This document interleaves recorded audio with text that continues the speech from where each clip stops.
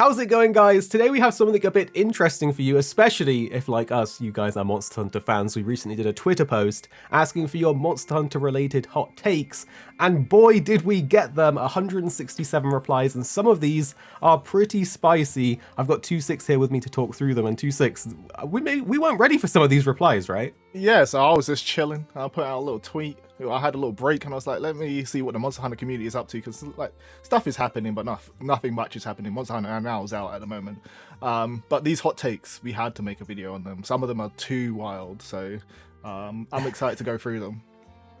But these are people's opinions. I mean, obviously you can see these are Twitter comments. We will go through and talk about a bunch of them. But guys, to disclaim, this is a fun video. We are just doing this for a laugh. We love Monster Hunter, as you guys probably already know. So please, hopefully no one goes out there and takes everything in this video super seriously. This is all a bit of fun. You know, if you're posting Reddit threads and on Discord servers, this is just for a laugh. So, you know what? I think that's going to be self-explanatory as we get through a few of them. Some of them are too wild for them to be ever taken too seriously, but it'll be interesting to get our take on it and our perspective. So yeah.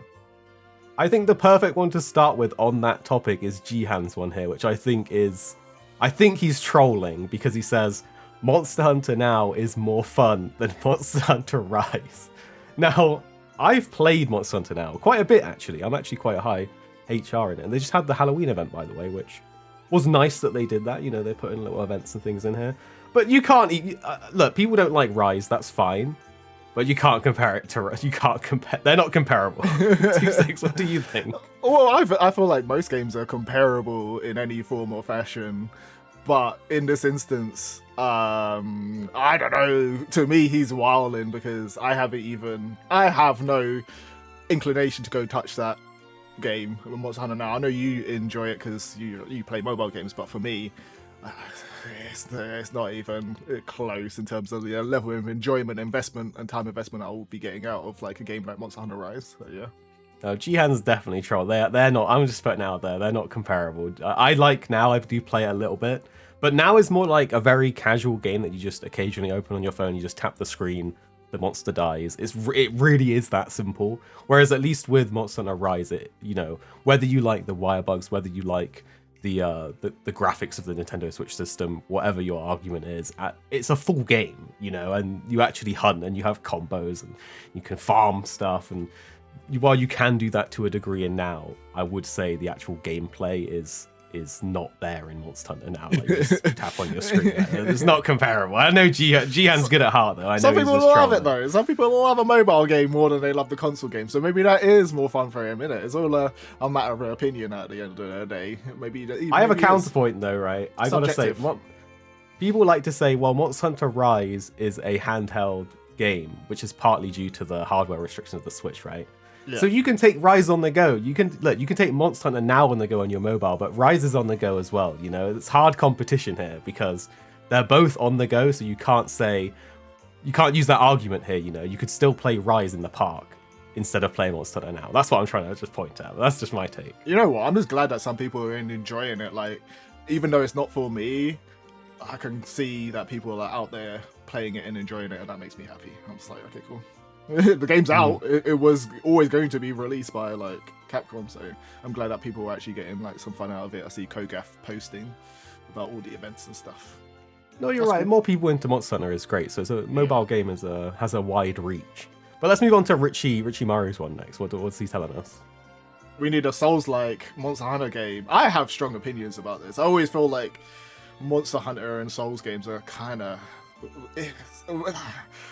close in terms of like their genre and their feel. Obviously there are differences and massive differences in terms of how the gameplay functions, but in my head they're kind of very similar games in terms of purposeful combat that revolves around rolling and dodging like a massive target in terms of a boss. You can like swap bosses out in the Souls game or whatever for like a monster in a Monster Hunter game. I feel like that's why when I started playing Souls games, they're quite easy because you've been through the gauntlet in Monster Hunter. Yeah, exactly. No, I think you're right. You know what would be cool though, just to put all the things that you do in Monster Hunter into like a more a Souls map, right, where you have a start and an end of a zone, and you have different monsters of varying difficulty, and maybe a boss at the end. So you go through the map, you fight like a Kulu Yaku, and then eventually you get to like the you fight some smaller things along the way. Then you get to the big boss room with a Nergigante at the end,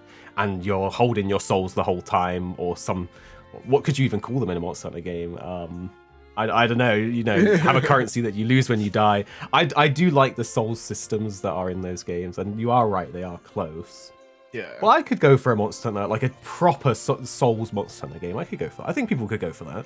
I think I always, forget the Souls genre, I always wanted like more of a Final Fantasy Monster Hunter game that wasn't stories, more of an adult like take on what stories is, with like a polished narrative that goes through the lore of the world and all of that stuff, and looks cool. Imagine like Final Fantasy 16, not real-time combat. I want turn-based. Yeah, like gritty, but like gritty and dark, yeah. and like the monsters like eating people's heads, and you're there like I know that could be cool too. It doesn't need to be eating people's heads. That's very dark, but like you know what I'm saying. Something close to like what the Netflix animation thing was like, basically, kind of like that. I'm just saying, hands got chopped off in Final Fantasy 16. True. But all right, we'll go to Shadow Ains next. He says, "There's nothing wrong with the clutch claw or wire bugs. People who hate them just like complaining about things." This one like hurts my soul, Shadow Ains. Does it? How do you feel about that? Okay. Well, first of all, like he's just bundling together the clutch claw and the wire bugs when they're so gameplay impactfully different. So like the clutch claw is to do with the whole weakening and slamming monsters into walls, and then wire bugs is more so traversal and also comes in with the skills that are linked to the wire bugs as well. So they're two very different mechanics. Yeah.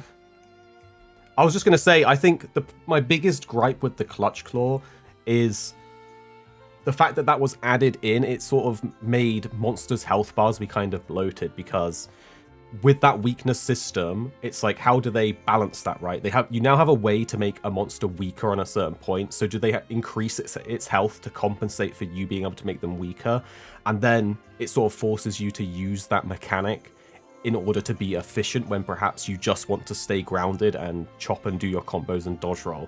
So it felt like you were steered towards having to use this mechanic, and it was quite often too that you'd have to apply that weakness on a certain monster part. So I think that was my gripe with the clutch claw, is that you felt like you had to be using it or you weren't being efficient. Whereas with wire bugs just completely mixed up the entire gameplay, and you were just zipping and jumping and dashing all over the place. You know?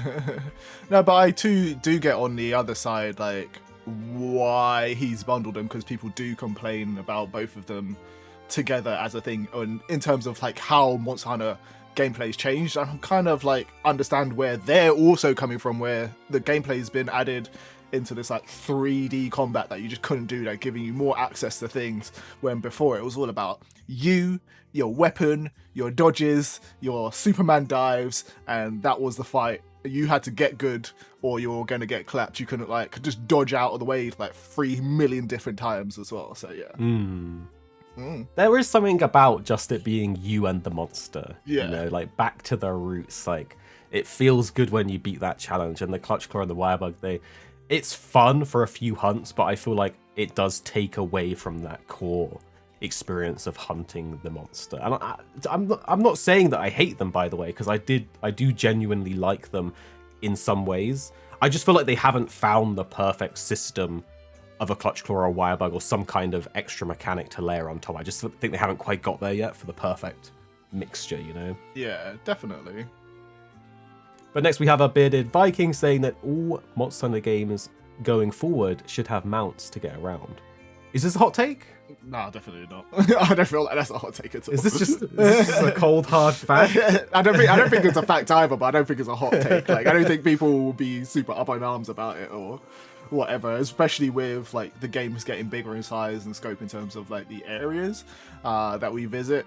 Having that kind of mounted system is definitely something that can be seen as maybe a quality of life aspect of the games.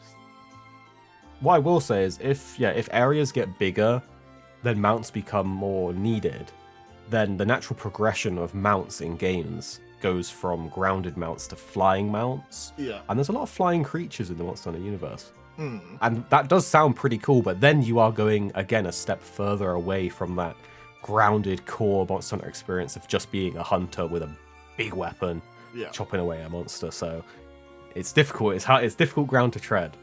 I did actually have my eye on this one. So this is Bear Hug Girl. She says, the monster HP bar should be an optional slider. There, I said it.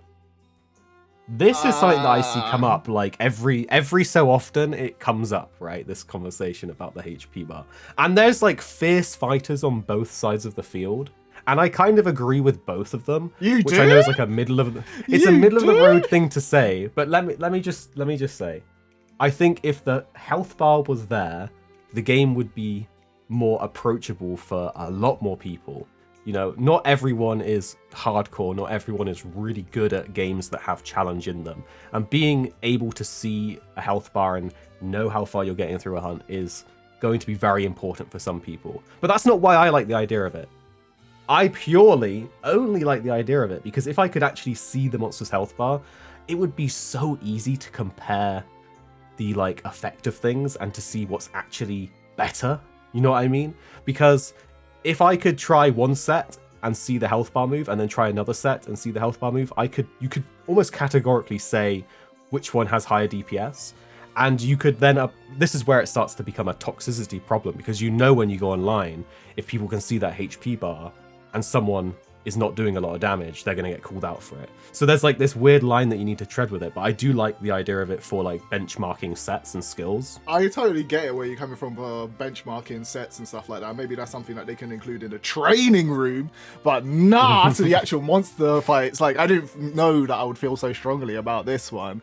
I feel like the monsters not having their health bar is what makes Monster Hunter because it adds that aspect of hunting. Like, you can sense the monster, right? You can smell when it's close to death, you can see it in the fight, and you can see those actions. But with having the health bar, you know what's coming up. They've kind of softened that throughout the years anyway, with the fact that they've added the icon that shows you when it's on low health and kind of taken away and kind of detracted from that in an aspect. But I feel like a big core part of Monster Hunter is you need to kind of watch the monster and detect what's happening by having a health bar that essentially like takes that away, because you'll have a status on like when the monster is doing whatever and how close it is to death and when you should be pushing and when you shouldn't be pushing.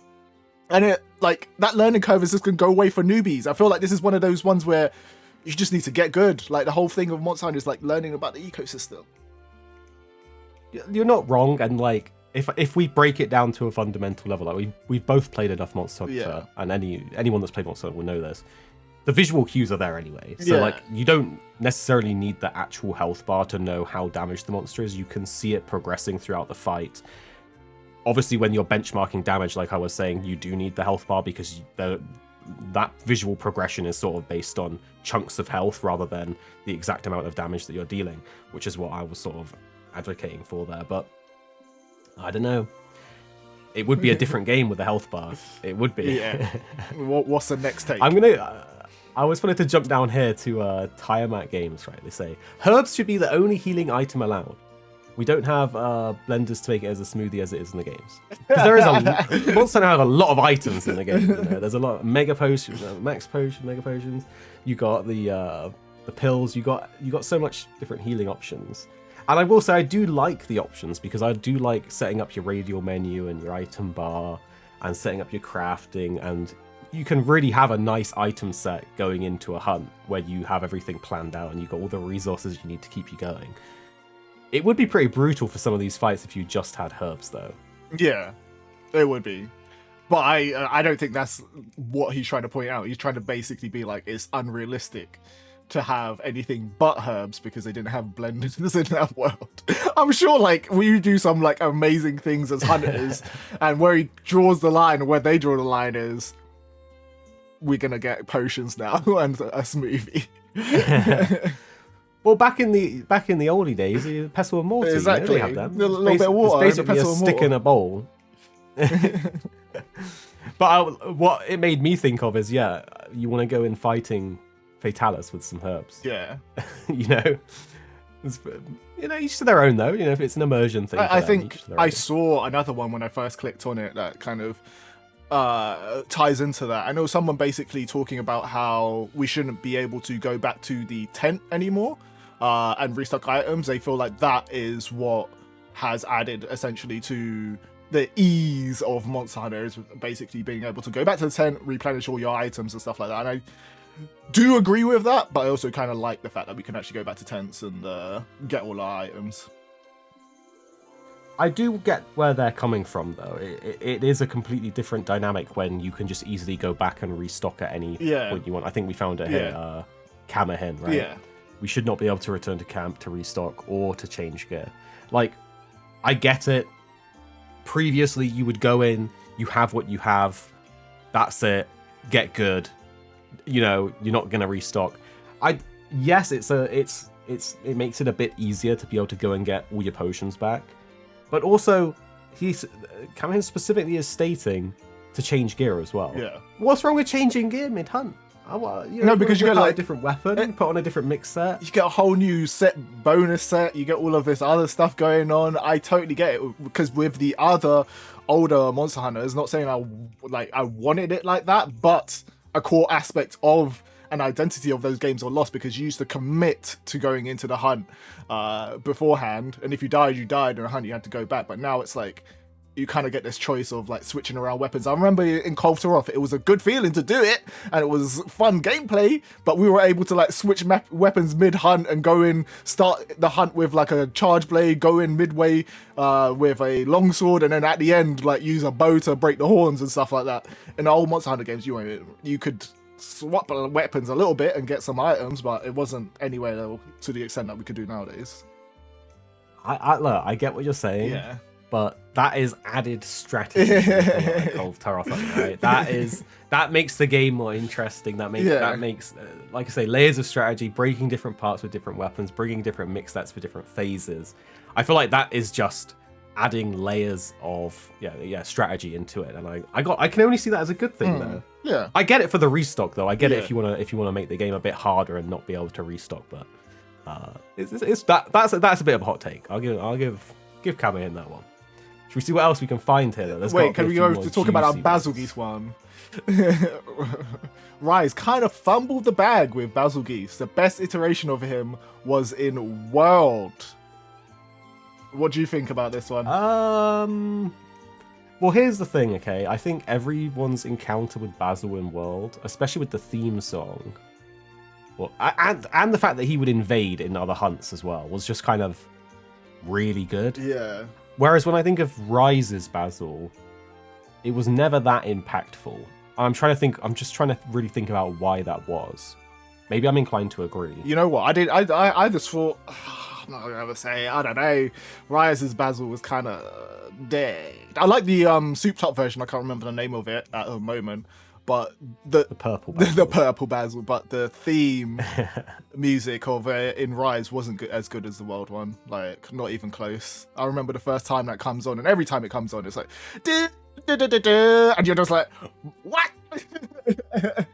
So, Bazel in Rise. I want him. You know what? I feel like Rise Bazel was forgettable. Yeah. That's what it is. Rise Bazel was forgettable. World Bazel was like etched into your brain. Yeah. Especially that little cutscene that it first plays, which I can still almost remember like exactly how it went. So I kind of agree. I think is it that bad? I feel like I'd have to actually refight him in Rise to really make a final call. But to me right now, Bazel in Rise was a bit forgettable. Yeah. To be fair. I think this is definitely a hot take that's going to rile the nest on both sides from Black Swordsman here. Monster Hunter Rise is the most disappointing Monster Hunter game we've ever gotten. Unfortunately, it's a shame. We need to go back to MH4G, just make a remaster of that game with some small improvements for the current gen consoles. I'm taking a deep breath there. And this guy's not even saying, oh, World, which is the common one that people will say. He's saying he wants to go back to 4G, which I know a lot of people loved as well. So for me, when I observe the community in terms of this discussion, where it's Rise and the latest game that we've got and the disappointment or either being elated about it, there's always two camps, like people that want the older gameplay to go forward, and people that want the new kind of world gameplay to go forward. And I feel like Rise was a really weird case example of that, right? Where in development and during production, it seemed like it was going to be a mix of more of the older games, but when you actually played it, for me personally, it felt like World with like wire bugs rather than like, and all of the art stuff. It kind of felt more like World with like GU gameplay aspects like melded in essentially. But I don't know if I can agree with Rise being one of the most like disappointing Monster Hunter games where we got like some crazy like dead spin-offs. I think there was like one game that I played like online, Monster Hunter Online or something, that just was okay well the first time I played it, but I didn't enjoy it, so I can't really say for me personally it's the most disappointing Monster Hunter game. You know what, I think, here's my take, and I would love people to elaborate on this in the comments, okay? So Rise coming in as a handheld like game of the series is going up against some classics, right? But they kind of made Rise a bit of an easy mode Monster Hunter game, and I don't even necessarily want to blame that just on the wire bugs, because I think although that did help make the game easier, I just feel like the monsters weren't as hard. Maybe they didn't have as much health, or they just didn't hit as hard. I don't know what it is. But I think just Rise as a self-isolated game was easier when you compare it against 4G, even Gen, and stuff like that. And so for that reason, I think the handheld players are like, have a gripe against Rise. And then you have the world players, which is a big portion of players because it was on the main consoles. And they look at Rise and they're like, it's a graphical downgrade. It's not the same. I don't like it. So you have the world people that don't like Rise, and then you have the handheld OGs that kind of don't like Rise. And that's why I think Rise is in this crossfire where it just can't win, if that makes sense. I feel like the old heads like GU more, and the newbies like World more. And then Rise is just in the middle, like, oh, guys, I'm here trying to do my best, and stuff like that. And it's just not fulfilling the needs of like either one, as you just said. Like, it's crazy. I will say though, if they could bring back maybe, I don't know if a remaster would do it. I think a full remake would be needed. Yeah. But if they were to say do a full remake of 4G, I think that could be pretty cool. Yeah. I don't know how long that would take them to do. I don't know what kind of scope changes they'd have to make, but that could potentially please everyone if it was a full-on remake and it was brought up to current standards. Maybe that's the next thing. Maybe that's the next progression in the series that will just get everyone on board on the same page. Yeah, maybe. Maybe they have to do both though. Maybe do remake and bring out a new one, kind of like they're doing it with two franchises right at the moment. Not Capcom in general, but with Final Fantasy, you always you're getting the new Final Fantasy plus you're getting the remakes. With Resident Evil, you're getting the new Resident Evil, which is like first person and whatever, and then you're getting the remakes as well that are third person games. So maybe that's the way that they need to go, and we need to get a Monster Hunter 1 remake. I don't know if there'll be enough monsters, or Monster Hunter Freedom Unite, where it's like kind of getting a bit more established, and then a brand new Monster Hunter game at the same time. Here's one with 7 likes, just because this is the one that has the most likes that stood out. So Jason RZ says, Longsword didn't deserve all the nerfs it got because people cried so much about the anime moves being too strong. Ranged weapons have been the real monsters this generation. I think the Longsword's always going to be the target of like people wanting the nerfs, because in the new kind of more mainstream Monster Hunter realm now, it's like the target on his back. So yeah. I mean, I agree with that. I think the problem is that Longsword has mechanics that enable you to just keep going. Yeah. And if you're really good at it, and this is where the problem is, right? If you're really good at it, you see the gameplay and you're like, this is busted. The Longsword is OP. But then you play it yourself as an average player, and you're obviously going to be nowhere near that good level of hitting every single counter and every move on a weak point.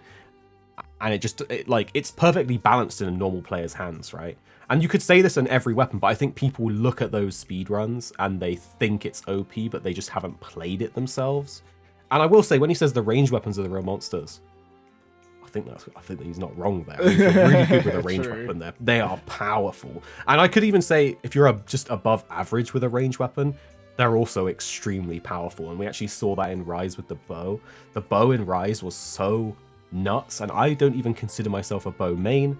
I don't even consider myself that good with ranged weapons in Monster Hunter in general, but the bow was so powerful. I struggled to use anything else because it was so satisfying. Yeah. That's my take on it anyway. Is it a hot take? Really I just feel like maybe he's an observation. Yeah, definitely. But I feel like we've gone through already. It's like half an hour of like get a hot take. So I think there might be a few more juicy ones. There's definitely more juicy ones. So many to go through. We could definitely go back and go through them. But you guys can let us know if you want us to go through more of them, because there's definitely stuff to discuss there. Just as a community, and kind of see what you guys think in the comments as well.